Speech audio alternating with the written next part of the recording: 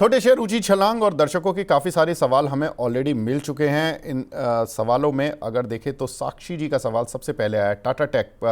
Sir इसमें short term और long term दोनों बता दीजिए। अंशुल भाई, ये शेयर थोड़ा सा बीच में डाउन हो गया, 780-90 तक गया और इतना ज़्यादा डाउन हो गया कि 700 के भी नीचे आ गया था।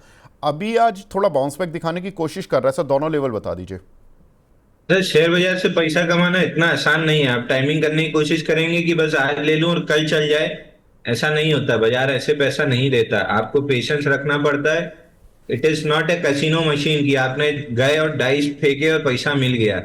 शेयर बाजार आपका पूरा पेशेंस टेस्ट करता है, उसके बाद चलता है। तो टाटा टाटा स्टील ने आपका पेशेंस टेस्ट किया है। जिसने पेशेंस रखा उसने पैसा कमाया। वही रिलायंस के साथ हुआ, वही अदानी ग्रुप के साथ हो रहा है, वही टाटा टेक के साथ होगा। अब टारगेट स्टॉप लॉस इसलिए नहीं बताऊंगा, मेरे पर्सनल पोर्टफोलियो में है। बट ऊपर में 740 पे एक बार जाके अटक सकता है, और जैसे ही 740 745 की जोन निकालेगा, 803 और 841 की तरफ ये दो लेवल में वॉच कर रहा हूं जो रेजिस्टेंस के हैं।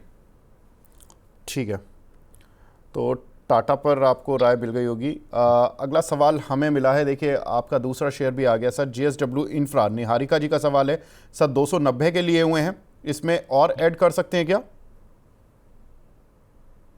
JSW infra JSW infra 4 update हो चुके हैं। अब एक दो दिन करेक्शन, प्रॉफिट बुकिंग 310 तक की पुल बैक, दोनों तीनों चीज आ सकती है। बड़ा अपमूव आपको अब तब मिलेगा जब 324 327 की जोन निकालेगा। 2 दिन से उसी जोन में जाके अटक रहा है। 320 रुपए करीब का हाई बना है। 319.80 और 327.80, ये जो 8 रुपए की जोन है, ये रेजिस्टेंस की जोन है। यहाँ पे एब्जॉर्प्शन रहेगा एक आध दो हफ्ते। उसके बाद जब 330 रुपए निकलेगा तो सीधा ऑल टाइम हाई निकाल देगा। तो ऐड करना चाहिए, थोड़ा सा पेशेंस रखते हुए। ठीक है, अगला सवाल आया सर, ATGL। देखिए वही मैं बोल ही रहा था कि वो सारे सवाल आप अभी मिलने ही वाले हैं। नितिन देशवाल जी का है, 680 की बाइंग है इनकी। सर इसमें 2 से 3 महीने का क्या टारगेट रखें? टारगेट वही रहेगा सर, 708 रुपए का पहला टारगेट है। अगर उसके ऊपर क्लोज किया तो 781 का। 708 और 781, यही बोला ना सर आपने? बिल्कुल सर। ठीक है। एक सवाल है सर, एग्जैक्टली। क्या सब बता दीजिए। एग्जैक्ट यही टारगेट है, 708 781। ठीक है, ठीक है। सर इरकॉन पर कोई आपकी राय? 218 के लिए हुए हैं।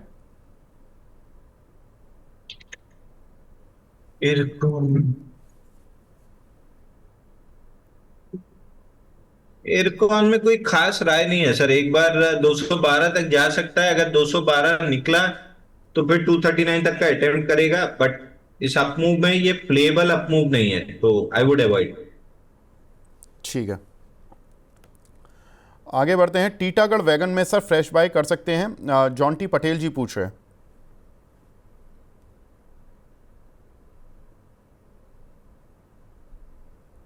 रेजिस्टेंस जोन में है सर, 974 के ऊपर निकलता है तो 1093 तक जा सकता है। एक बार रिस्क लेना है तो लिया जा सकता है। करंट वीक में ओपन लो से चल रहा है तो 854 का स्टॉप लॉस आएगा।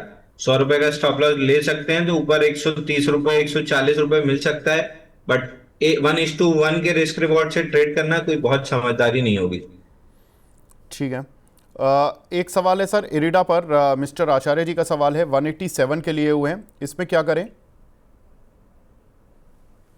आराम से होल्ड करना चाहिए सर, कोई खास दिक्कत है नहीं। लेकिन वही है, लूना है, धीरे धीरे चलेगी। पहुंचा तो देगी क्योंकि ओवरलोडेड है, पहुंचा देगी लेकिन धीरे धीरे। 196 और 234 दो टारगेट है। ठीक है, लर्नर के नाम से आईडी बना हुआ है सर। सुपर चैट पर सवाल मिला है अदानी एनर्जी, अदानी ग्रीन पर। 1500 शेयर है, 1015 के। सर आज मोमेंटम आ चुका है अदानी ग्रीन में, अभी क्या करना है? 1060 पे जहां पिछली बार अटका था, 1060 1077, उस जोन में नहीं अटका तो सीधा 1127 निकाल देगा। ठीक है सर, इनकी पोजीशन थोड़ी ज़्यादा है, 15 लाख रुपए की है करीब। तो कोई अगर छोटा रेजिस्टेंस यहाँ पर फेस कर रहा है तो थोड़ी पोजीशन हल्की करनी चाहिए क्या इनको? तो देखिए, रिस्क अपने हिसाब से मैनेज करें। अगर 1% से ज्यादा आपका लॉस होता है स्टॉप लॉस कटने पे, तो आप अपने दुश्मन है, कोई एनालिस्ट, कोई आपका सलाहकार, कोई आपके लिए कुछ नहीं कर सकता है। अगर आप ट्रेडिंग कर रहे हैं तो आपकी पोजीशन साइज इतनी होनी चाहिए कि अगर स्टॉप लॉस कटे तो 1% से ज्यादा का लॉस ना हो, नहीं तो पैनिक में ही आप अपनी पोजीशन काटते रहेंगे। फिलहाल लग नहीं रहा कि पोजीशन काटनी चाहिए, बट अगर आपको डर लग रहा है तो काटने में कोई बुराई नहीं है। ठीक है। अदानी पावर पर क्या टारगेट रखें सर? अदानी टोटल गैस हम ऑलरेडी डिस्कस कर चुके हैं। अलकेश मकवाना जी का सवाल है। अदानी पावर आ गया वापस 587 598 की जोन में। लास्ट टाइम भी यहीं से पिट के 530 तक गया था, जहां बाइंग अपॉर्चुनिटी थी। जिसने भी बाइंग की है, एक बार चाहे तो प्रॉफिट बुकिंग कर ले, एक दो दिन 600 रुपए के ऊपर टिके तो फिर क्लियर हो जाएगा कि 681 जा रहा है। ठीक है। एक हमारे दर्शक हैं कुक विद नम्रता, ये अदानी ग्रीन सर बाइंग में वॉल्यूम है कल नहीं, वॉल्यूम है कि नहीं? Any advice sir? Buying level 1009 का है और अदानी पावर 550 का। आगे वही सवाल आ गया सर। सर इसमें वॉल्यूम के साथ बाइंग आ रही है क्या अदानी ग्रीन में आज?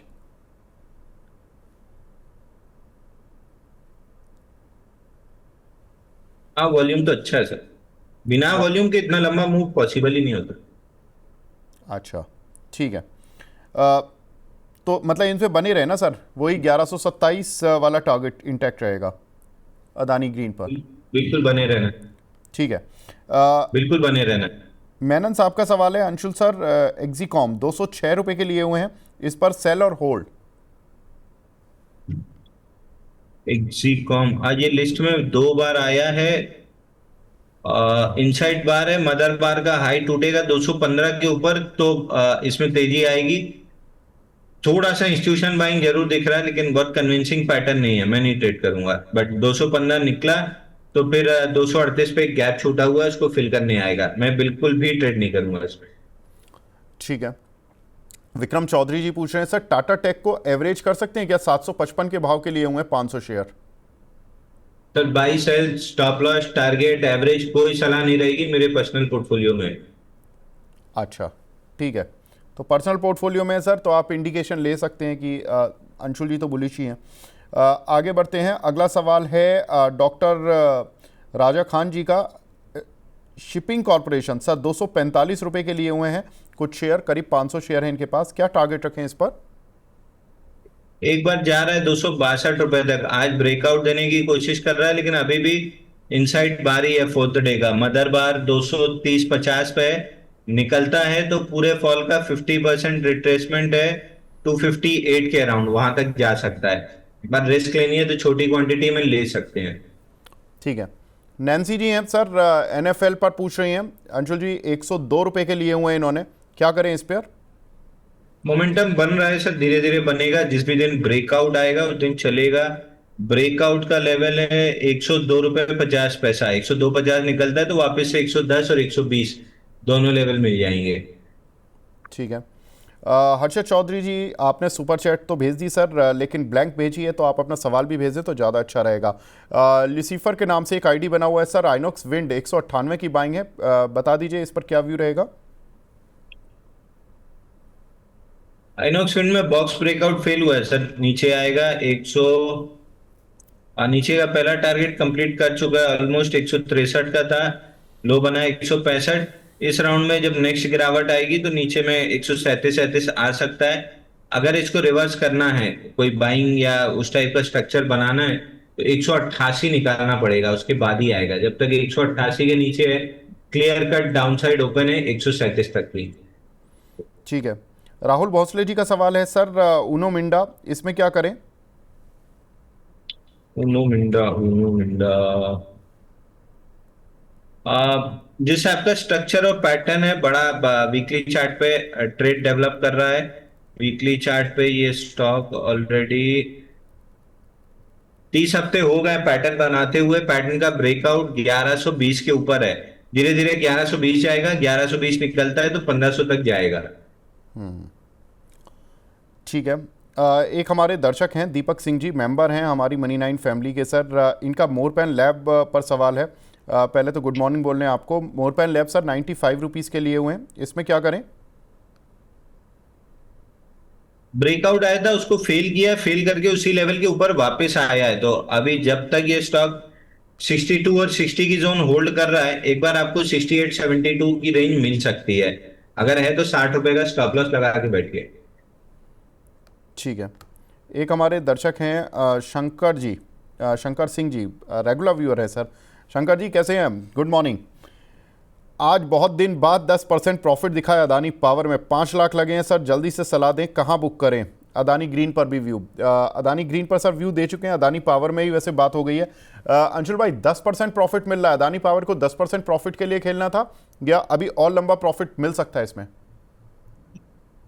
Sir, not one solution for all. आपको डर लग रहा है, निकल जाइए। मैं होता, मेरे को कोई डर नहीं लग रहा है। जो 598 से 530 गया, तब भी मेरे को कोई डर नहीं लगता। स्ट्रक्चर इंटैक्ट है, 752 जाना है, 681 का रेजिस्टेंस है। मैं तो खाली टाइम दूंगा भाई। एटीएम मशीन नहीं है ना फटाफट पैसे निकालने वाली। टाइम जितना देंगे उतनी धीरे धीरे वो मतलब दिल्ली वालों ने खिलाई नहीं, लेकिन दाल बुखारा आईटीसी वाले 9 घंटा पकाते हैं, उसके बाद खाने देते हैं, तभी टेस्ट आता है। तो जितना पकेगा उतना बढ़िया प्रॉफिट मिलेगा। मैं 681 के पहले बेचना कोई बहुत अकलमंदी नहीं है, क्योंकि 1 2 3 4 5 6 7 8 9, ये 10वां अटेम्प्ट है 600 रुपए निकालने का। आपको याद होगा, चंबल फर्टिलाइजर हमने बहुत समय डिस्कस किया था। 10 अटेम्प्ट के बाद जब चंबल ने निकाला था 550, जैसे ही 550 निकला था 10वें अटेम्प्ट में, अगले 47 दिन में 35% रिटर्न देके 752 का हाई बना था। तो 10वां अटेम्प्ट है अदानी ग्रीन में। मैं बिल्कुल भी इस समय प्रॉफिट बुक करने के मूड में नहीं रहूंगा। मैं देखूंगा अगर 590 के नीचे क्लोज, 587 का जो रेजिस्टेंस है उसके नीचे अगर क्लोजिंग आई तो प्रॉफिट बुक करूंगा। अगर ये 600 इस बार निकाल दिया तो 681 सीधा सीधा जा रहा है। ठीक है, अगला सवाल लेते हैं यहाँ पर। पहले तो एक तो ये जो आपने बात में जो छोटा सा कमेंट मारा था, दिल्ली वालों ने दाल बुखारा नहीं खिलाई, है ना?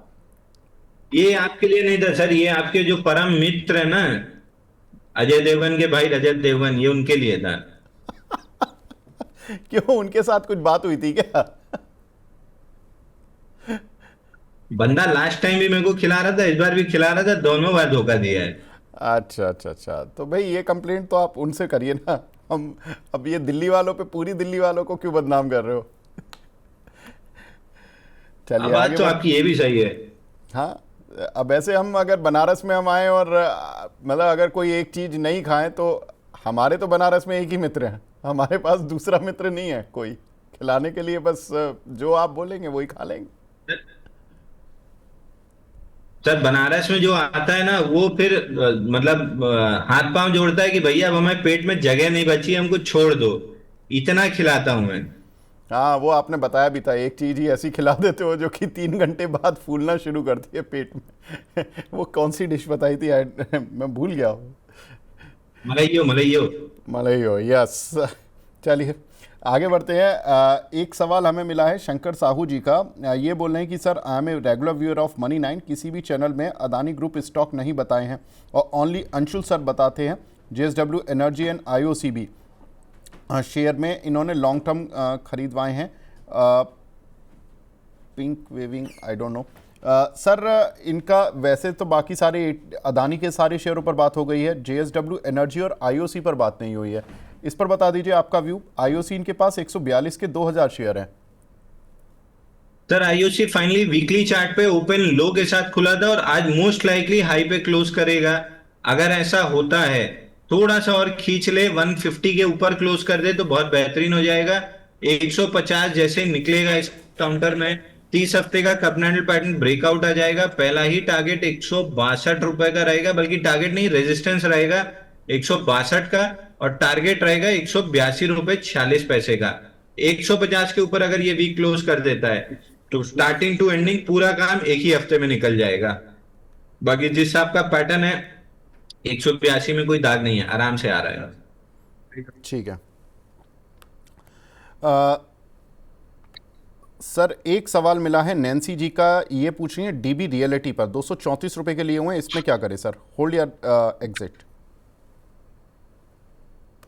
दूसरा सर, उनका जेएसडब्ल्यू एनर्जी मिस कर गए थे हाँ अपन। सॉरी जेएसडब्ल्यू सॉरी, एनर्जी में भी जेएसडब्ल्यू एनर्जी। बढ़िया हाँ, जेएसडब्ल्यू एनर्जी में वापस से ब्रेकआउट आ रहा है। इसने लास्ट टाइम में 525 के ऊपर 2 दिन 3 दिन क्लोज दी थी, लेकिन मार्केट जब टूटना स्टार्ट किया था तो ये भी नीचे आ गया था। इस राउंड में अगर 525 540 की जोन निकल जाती है तो फिर 635 रुपए का टारगेट अभी भी खुला हुआ है। तो जेएसडब्ल्यू एनर्जी अच्छा लग रहा है। किसी को फ्रेश बाई करना है तो 526 540 ये जोन जैसे ही निकलेगी तब तुरंत बाई करना है। डीबी रियलिटी भी ठीक लग रहा है। डीबी रियलिटी में बड़े स्ट्रक्चर का ब्रेकआउट है। लास्ट वीक में वर्टिकली फेल भी किया था, लेकिन करंट वीक में ठीक ठाक रिवर्स भी कर रहा है। तो अब ऊपर नीचे दोनों साइड की वोलेटिलिटी हो गई है, तो थोड़ा सा कंसोलिडेशन में जाएगा। यानी जो मूव लास्ट वीक ऐसा लग रहा था कि 3 4 हफ्ते में ये 284 कर देगा, अभी थोड़ा सा समय लेगा। बट अभी भी 260 284 में कोई दिक्कत नहीं दिख रही है। बट हाँ, जो 2 हफ्ते में करना चाहिए था काम, वो अब 6 7 8 हफ्ते ले लेगा। बट 284 आते हुए दिख रहा है। ठीक है। एक हमारे दर्शक हैं मनी 9 के, फैमिली मेंबर भी हो चुके हैं अब ये, गुजरात अंबुजा एक्सपोर्ट सर, इन्होंने लिए हुए हैं 135 रुपये के। सर पूरा मार्केट चल गया, ये बहुत ही शेयर सुस्त है। और दूसरा इन्होंने और SJVN लिया हुआ है, दूसरा सुस्त। तीसरा शेयर लिया हुआ है NIT लिमिटेड, तीसरा सुस्त। सर सारी सुस्ती इन्हीं के पोर्टफोलियो में भरी हुई है। ये तो बड़ी गलत बात हो गई इनके साथ। क्या करें सर, एक एक करके बता दीजिए। GAEL, SJVN और NIT। सर तीनों में एक चीज कॉमन है। एनआईआईटी में तो फिर भी एक मौका मिल सकता है, क्योंकि इंस्टीट्यूशन होल्डिंग है। एनआईआईटी एक बार आपको बाउंस बैक में ऊपर 178 तक दे सकता है। उस जोन में निकलने की कोशिश कीजिए। इसको एक बार अटकना था 148 पे, वहां से नीचे आया, लेकिन रिएक्शन बहुत वीक था। मतलब बेयर्स ने कोई बड़ी सेलिंग नहीं की है। तो एक बार नेक्स्ट राउंड में अब जैसे ही 148 150 निकालेगा, 178 तक मिल जाएगा। 178 में खाली कर लीजिएगा उसको, फिर ज्यादा खींचेगा मत। SJVN अगेन बाइंग क्लाइमेक्स के बाद 51.5% गिरा था। बाउंस बैक में धीरे धीरे करके आपको 124 रुपए दे देगा, जो 50% रिट्रेसमेंट है। बट ये 124 4 हफ्ते में आएगा, 4 महीने में आएगा, कि 40 महीने में आएगा, ये कहना बहुत मुश्किल है। तो मतलब अगर उम्मीद के सारे रखे रहना है तो 124 आ जरूर जाएगा। बट वो कितना समय लेगा, लंबा, बहुत लंबा समय लेगा ऐसा मेरा मानना है। बट 124 आ सकता है। GAEL में भी सेम चीज है। बाइंग डैमेज के बाद 53 हफ्ते में 52.63% करेक्शन था, और अभी ये तो कंप्लीटली साइडवेज है। इसको किसी तरह का बाउंस बैक भी बनाना है तो 125 रुपए निकालना पड़ेगा, जो अभी दिख नहीं रहा है। इससे एग्जिट कर लीजिए। अगर इसी से पैसा कमाना है तो 125 के बाद री एंट्री कीजिएगा। उसमें हो सकता है कि 6 महीना लग जाए, हो सकता है 1 साल लग जाए, हो सकता है 3 हफ्ते लग जाए। तो एक बार एग्जिट करके 125 का अलर्ट लगा लीजिए। 125 निकलने के बाद एक बार सवाल पूछ लीजिएगा। अगर 125 निकाला, जब भी निकालेगा 154 तक आ सकता है। बाकी बाइंग क्लाइमेक्स वाला STL टैग आप देख लो, 7 8 साल से नहीं चला है, आप जाके थोड़ा बहुत चलना स्टार्ट किया है। तो मेरे ख्याल से मूविंग काउंटर्स में चले जाएं तो आप ज्यादा सुखी रहेंगे। ठीक है। एक हमारे दर्शक हैं सर, मनी 9 की फैमिली में ही जुड़े हैं, नीरज यादव जी। ये पहले तो गुड मॉर्निंग यादव साहब। और इनका सवाल है सर, जियोजित फाइनेंशियल पर, इसमें क्या टारगेट रखें? जियोजित फाइनेंशियल चार्ट डेवलप हो रहा है सर। चार्ट डेवलप होते ही 95 से लेके 109 रुपए तक के टारगेट मिलेंगे। जब तक ये स्टॉक आपको एग्रेसिवली 82 और पैसिवली 79 के ऊपर क्लोजिंग बेसिस पे होल्ड कर रहा है, ट्रेजेक्टरी ऊपर की रहनी चाहिए। वीकली चार्ट पे बढ़िया रिवर्सल किया है फेल करने के बाद। मेरी उम्मीद बढ़ रही है कि 110 रुपए करीब का टारगेट, जो 50% रिट्रेसमेंट है पूरे फॉल का, 109 से 111 के बीच में है, वहां तक आने की प्रोबेबिलिटी बढ़ रही है स्टॉक की। ठीक है। सौरभ गोयल जी हैं सर, ये भी हमारी मनी 9 के मेंबर बने हैं। गोयल साहब का सवाल है सर, अदानी विल्मर पर 294 रुपये के लिए हुए हैं, होल्ड करें, सेल करें या एवरेज करें लॉन्ग टर्म के लिए? सर अदानी साहब निकल गए, पता नहीं आप क्यों बने हुए हैं ऊपर से। घुसते घुसाते स्टॉक 73 74% गिर चुका है। भाई झूठी उम्मीद पाले रखना है तो फिर 290 रुपए तक जा सकता है। 290 निकला तो 329 तक जा सकता है।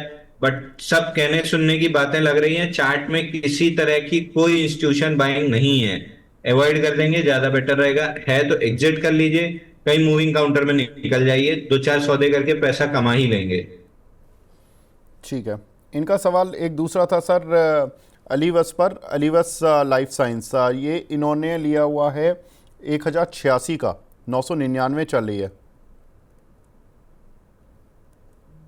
कौन सा सर? नाम नाम नहीं मिला मेरे को। ALIVUS, Alivus life science.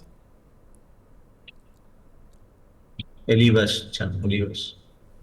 अब इसमें बाइंग टाइमेक्स हुआ है सर 1300 पे। अभी उसके बाद डिस्ट्रीब्यूशन चल रहा है 920 रुपए। जिस दिन तोड़ देगा एकदम वर्टिकली, जिसको कहते हैं, मतलब जो आपने PSU स्टॉक्स में देखा है कैसे वर्टिकली गिरे हैं बाइंग क्लाइमेक्स के बाद डिस्ट्रीब्यूट करके, 924 रुपए के नीचे स्टॉक वर्टिकल डाउन मूव दे सकता है आपको 580 रुपए तक। एकदम अवॉइड करना चाहिए।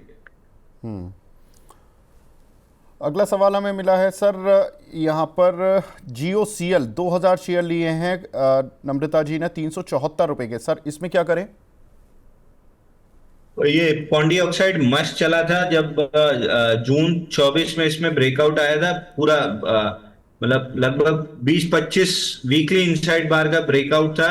418 पे नॉन स्टॉप 1200 गया, 1176, वहां से बाइंग क्लाइमेक्स करके 439 तक आया है। अब ये पुल बैक मोड में है, 959 तक ऊपर आ सकता है। 959 पे दोबारा सवाल पूछे, वहां पे मेजर सप्लाई बैठी है, वहां पे 955.9 प्रिसाइसली मेजर सप्लाई बैठी है। उस जोन में आने पे सप्लाई वापस से स्टार्ट होगी, वहां पे निकलना है।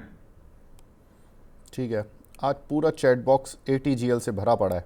ATGL Tata Tech, ATGL Tata Tech. Anshul भाई आते हैं और ये सारे सवाल आ जाते हैं। रेखा जैन जी पूछेंगे, चलिए इनका सवाल थोड़ा नया है। हुंडई मोटर, इस पर सर आपका व्यू चाहिए। हुंडई मोटर से फाइनली IPO बेस बना के ब्रेकआउट दिया है 1940 में। टारगेट बनता है IPO बेस ब्रेकआउट का करीब करीब 2350 रुपए। फिलहाल एक्सटेंडेड है वीकली चार्ट पे, नॉन स्टॉप चल के इसने IPO बेस का ब्रेकआउट दिया है। नीचे 11 हफ्ते में देखेंगे तो 39% की रैली है। मैं इस IPO बेस में पार्टिसिपेट नहीं करूंगा, क्योंकि ब्रेकआउट के जस्ट पहले जो कंसोलिडेशन चाहिए होती है वो स्टॉक में नहीं बनी है। ठीक है, अगला सवाल मिला है सर जियो फाइनेंस पर, यहाँ पर क्या करें और L&T फाइनेंस में क्या करें? जियो फाइनेंस निकला है सर 310 रुपए, आज फाइनली निकाल रहा है, तो 347 का अगला टारगेट है वो टेस्ट हो जाएगा। 281 पे जिसने री एंटर किया है, अब 310 का चूंकि गैप से ब्रेकआउट है, एक बार 310 का क्लोजिंग बेसिस स्टॉप लॉस लगा के होल्ड कीजिए, 347 तक आ सकता है। और L&T finance sir? L&T finance में ट्रेडिंग कोई बहुत अच्छी एक्टिविटी अभी मिल नहीं रही है। एक्सटेंडेड है, प्रॉफिट बुकिंग आ सकती है, थोड़ा सा कंसोलिडेशन करेक्शन हो सकता है, लेकिन जब तक ये स्टॉक 154 रुपए होल्ड कर रहा है, 500 रुपए की जर्नी कंटिन्यू रहेगी। भावना शर्मा जी सर हमारी फैमिली मेंबर हैं मनी 9 की, ये बोल रही हैं टाटा पावर को किन लेवल्स पर एवरेज करें? टाटा पावर तो चलना शुरू हो चुका है, इसको अभी एवरेजिंग की जरूरत है। 410 412 रुपए के ऊपर टिकना स्टार्ट करे तो 447 का टारगेट मिल जाएगा। अंशुल भाई तो इसमें कोई लॉस होगा क्या? इसको अगर किसी ने ऊपर के लेवल पे लिया होगा ज़्यादा ऊपर का, तो आई थिंक इसमें लेवल भी नहीं होगा। 447 ऊपर के स्तर पे कोई फंसा होगा सर 24 में पर लास्ट ईयर वाले में। हाँ 490 भी गया हुआ है, सॉरी मुझे हाँ, तब 440 तो 45 का याद है सर। 490 गया हुआ है ये अक्टूबर 2024 में, तो अभी बहुत दूर है। एवरेज करना बनता है क्या? नीचे जब बाई रिकमेंड कर रहे थे सर 370 के आसपास, तब लेना चाहिए था, तब एवरेज कर लेना चाहिए था। जब 370 के अराउंड हम मई फर्स्ट वीक में रिकमेंड, सेकेंड वीक में रिकमेंड कर रहे थे, 370 निकला है, 447 तक जाएगा, 410 के आसपास अटकेगा। वो अटकना भी अब लगभग कंप्लीट लग गया है, तो 447 तक निकल जाएगा स्टॉक।